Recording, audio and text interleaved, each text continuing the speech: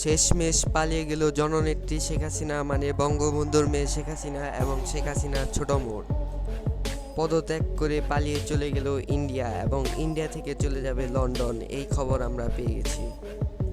সোমবার বেলা 2:30টায় গণভবন থেকে একটি সামরিক হেলিকপ্টার তাদেরকে নিয়ে যায় নিরাপদ স্থানে।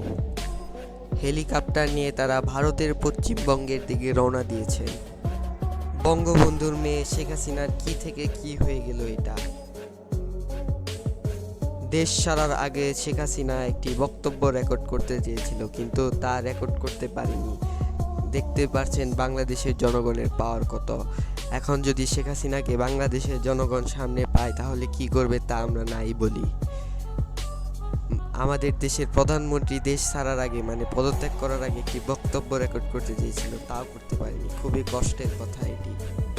তো গাইস, মনে হচ্ছে ছাত্রদের দেখে দেশ পুনরায় স্বাধীন হয়েছে। সকলেই বিজয় উল্লাসে মেতে উঠেছে। দেশ আবার স্বাধীন হয়েছে 1971 সালের মতো, এরকম একটি ভাব দেখা যাচ্ছে। তো গাইস, তোমরা আরও নিউজ পেতে চাইলে আমাদের চ্যানেল সাবস্ক্রাইব করে আমাদের পাশে থাকো এবং ছাত্রদের পাশে দাঁড়াও এবং সকলের পাশে দাঁড়াও প্লিজ।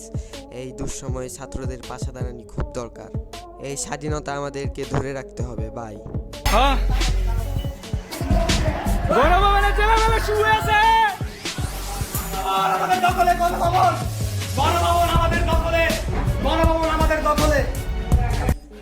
তো গাইস, বলা যায় আমার ভাই রক্ত বৃথা যায়নি, বৃথা যেতে দেইনি আমরা। তো গাইস, দেশ জানি স্বাধীন থাকে, দেশের স্বাধীনতা ধরে রাখতে হবে। বিদায়।